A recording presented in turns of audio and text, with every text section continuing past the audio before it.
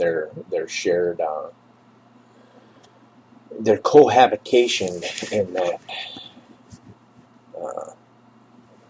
spicy, conflicted part of the world has always been awkward at best. I mean, it's violent, it's horrible, and it's no wonder that there's no love lost between the two sides. I mean, Israel has, like I said, they have a right to defend their people, but they've been aggressive at times. And Hamas, I mean, how can you have respect for a group that makes martyrs out of children who are used as suicide bombers? I mean, can you imagine that? Can you imagine having such disregard for the lives and importance of children that you use them as suicide bombers and then martyr them and pay off their families? And can you imagine being the shitty families that are okay with that? No, you go ahead and take my son and, strap some C4 to him, let him run in, and, as long as he's wiping out some of them dirty Jews. I mean, it's just a shit mentality. It is just, I don't understand it. I'll never understand it. I believe that our children are, there is no reason to fight in this world. There's no reason to fight for good or justice if it's not our children, period. So anyway, there's that. Then we go to, like I said, animals. The president's comments about MS13 and how you have all these despicable pieces of shit. So I think that's worse than an animal, right? I mean, I think that I'm calling some of these morons a little bit worse than the president called MS13. Because I want to be sure that I am.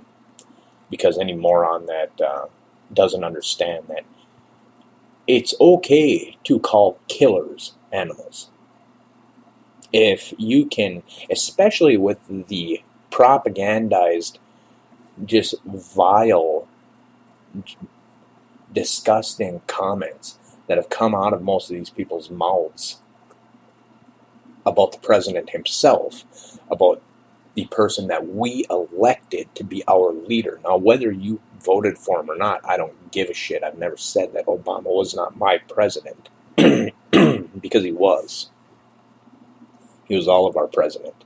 Whether you voted for him or not was just whether or not you were on the winning or the losing team. Same thing with Donald Trump. You don't act like a like a petulant child and throw a tantrum and say, he's not my president. Okay. So, he called MS-13 members animals. And for good fucking reason. They kill teenagers. They hack them up with machetes. Do you have any idea what kind, again, disregard and disrespect for human life you have to do that? And I'm not saying that a lot of these gang members were in the greatest situation to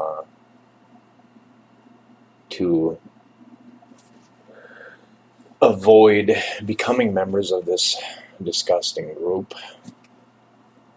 But you're defined by your actions. I don't I've had many arguments about Barack Obama with people about how he wanted, what he wanted out of Obamacare. It doesn't matter what he wanted. You're defined by your actions, especially politicians. The result is what counts. If you don't get that, you don't understand politics. You're buying too much into the political theater, into the pageantry, into the drama, and the pretty lights, and the ooh, and the nice suits, and the perfect hair, and the spotless complexion, and all that garbage. Close your eyes for a while and just think about, well, how does this actually have an effect? It's the same thing with the, I hate this term, but I'm going to use it because it's accurate. Trump derangement syndrome. These people that hate Trump with the burning hatred of 1,000 venereal diseases. I don't remember who said that, but I think it's wonderful.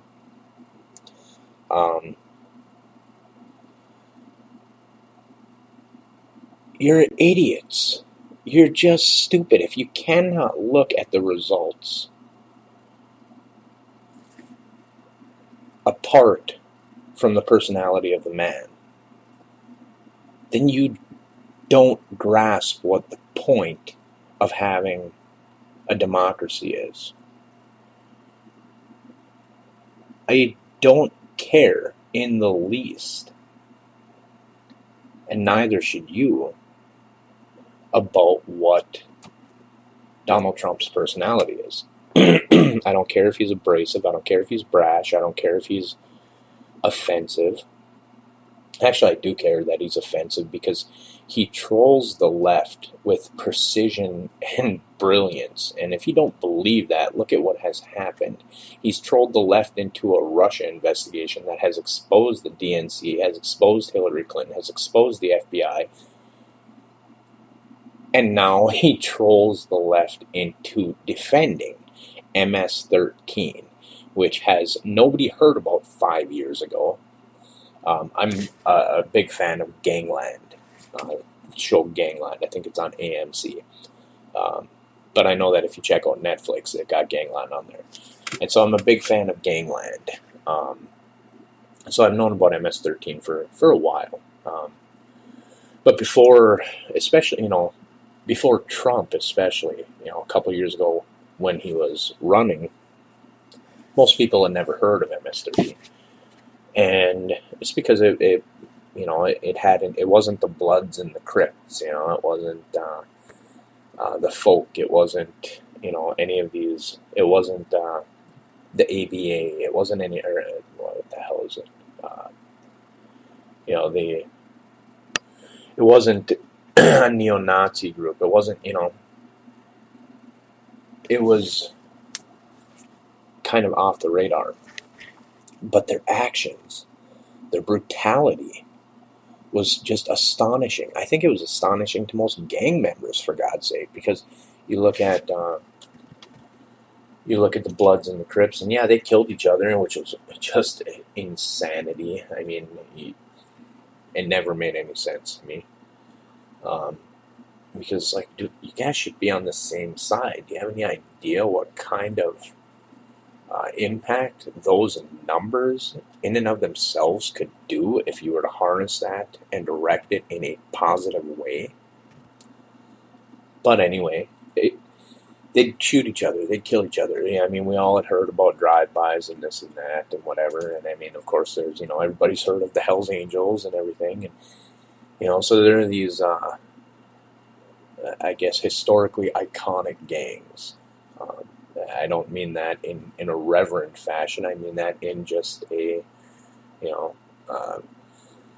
sheer, I don't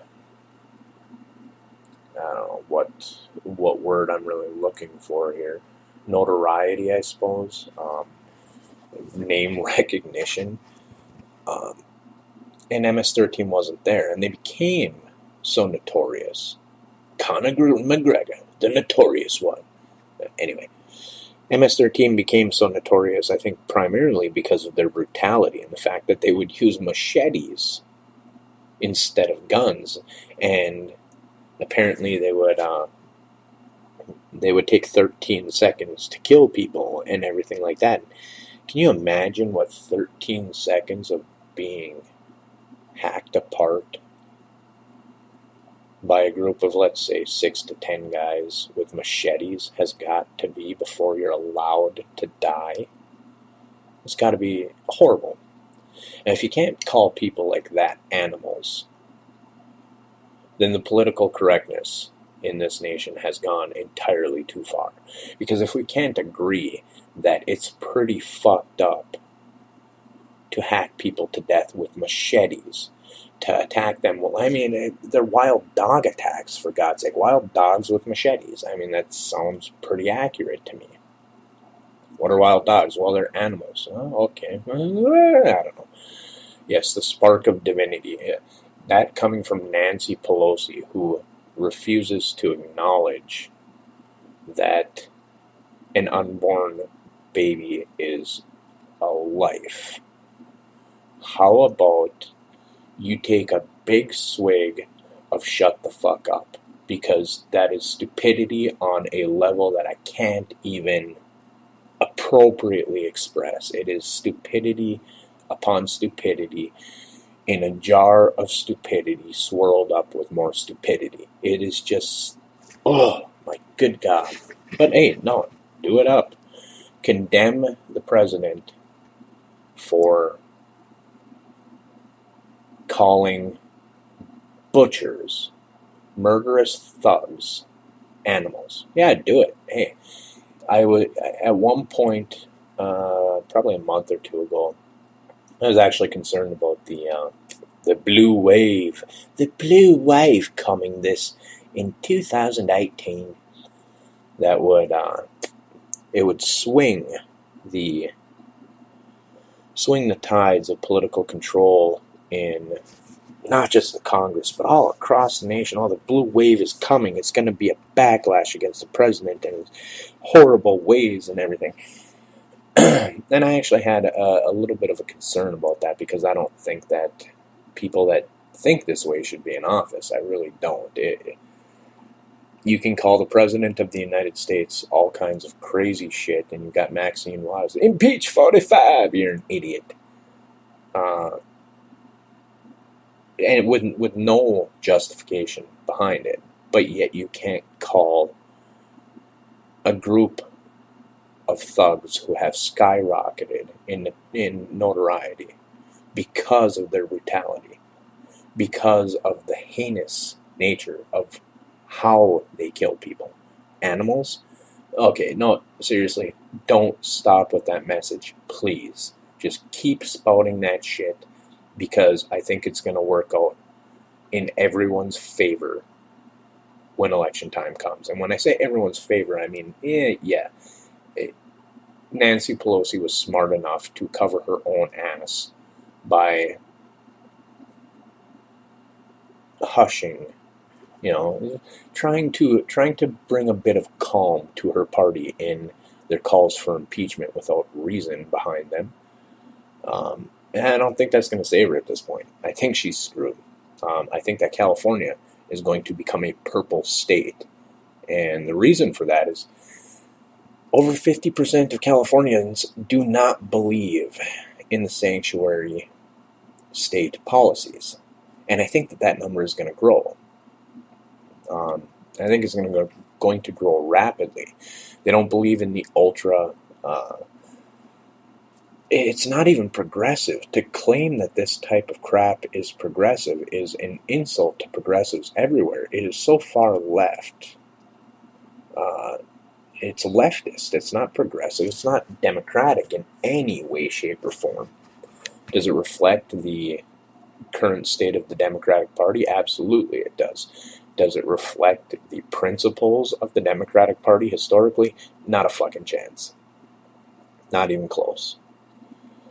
Let's see here. What else do we have? Well, there's all kinds of insanity across the globe. So I was in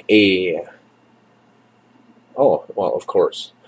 I wanted to hold off on this, but the Texas shooting. So this was apparently an honor student and a football player, and from what some interviews that I've seen have suggested, a kid who many classmates would describe as normal, and going in and I don't know, what is the number? 10 dead, but I mean, what's the number of injured? I think it's 10 dead and 10 injured. And this was what, with a revolver and a shotgun, I believe, right? So a revolver, you got 6